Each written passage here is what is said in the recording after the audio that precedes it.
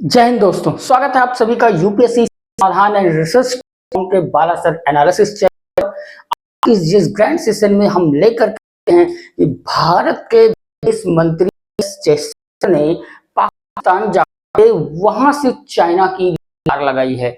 China को बताया है कि उसकी वास्तविकता क्या है और आगे उन्होंने क्या कहा, आइए विस्तार से समझते हैं आज के इस ग्रैंड सेशन में। सबसे पहली बात कि पाकिस्तान में एससीओ शांघाई सहयोग संगठन की 23वीं बैठक चल रही है। उस बैठक को लेकर के भारत के विदेश मंत्री पाकिस्तान गए हुए हैं और वहां पर उन्होंने चाइना की ललकार लगाते हुए कहा कि एक तरफा जो संपर्क है वह पहलू पूरी तरीके से गलत है, यानी कि एक तरफा संपर्क सूत्र की उन्होंने पूरी तरीके से आलोचना की है।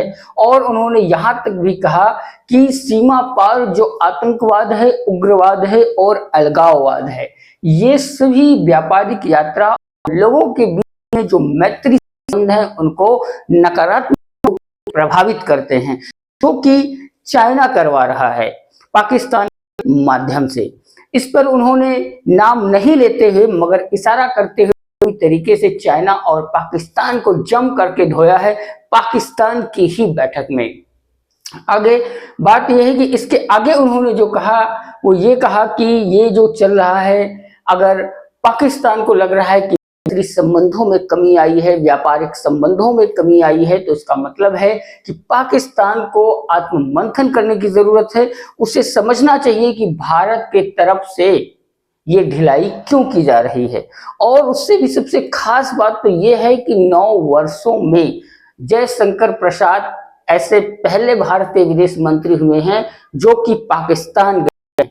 और उन्होंने इतना तक ये भी कहा कि अगर इसी तरीके से आतंकवाद और उग्रवाद चलता रहा तो जो आपसी ऊर्जा प्रवाह है, व्यापार तंत्र है और साथ ही साथ कनेक्टिविटी और लोगों के बीच जो मैत्री संबंध है वह किसी भी स्तर पर स्थापित नहीं किए जा सकते हैं। अब बात यह है कि जो एससीओ की ये जो बैठक हुई है, ये 23वीं बैठक थी, पाकिस्तान के इस्लामाबाद में हुई।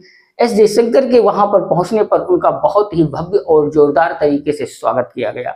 इस बैठक से जो एक निष्कर्ष निकल करके आया है वो निष्कर्ष ये आया है कि अब जो व्यापार संवर्धन संगठन के बीच में जो भी रचनात्मक और सहयोगात्मक आर्थिक विकास के क्षेत्र में होने वाले समझौते हैं उस पर संभवतः दस्तखत किए जा सकता है, जो इन्हीं एससीओ राज्यों के बीच किए जाएंगे। तो ये एक उम्मीद जगी है इस एससीओ की बैठक से। आगे देखते हैं भविष्य में कि क्या होता है, क्या पाकिस्तान अपनी हरकतों से बाज आएगा, क्या चाइना उसकी इस तरह की नापाक हरकतों में आगे भी मदद करेगा।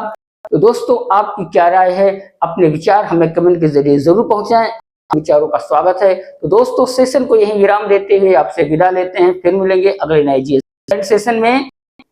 जय हिंद।